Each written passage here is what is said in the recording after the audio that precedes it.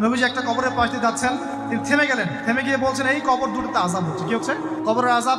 তিনি জানলেন কেমন করে? আল্লাহ পাক তাকে জানিয়েছেন, আল্লাহ পাক তাকে খবর দিয়েছেন এই কবর দুটো কি হচ্ছে? আযাব। নবীজি বলছেন এই কবর দুটোতে বড় কোনো পাপের কারণে আযাব হচ্ছে।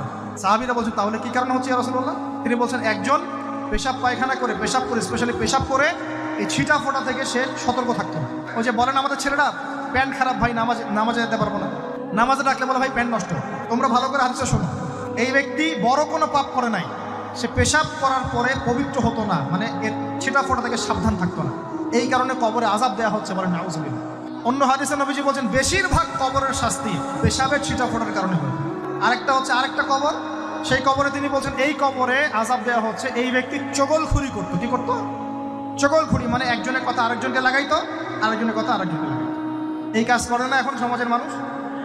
চ্যানেলটি সাবস্ক্রাইব করে আপনিও আল্লাহর দ্বীন প্রচারে সাহায্য করতে পারেন।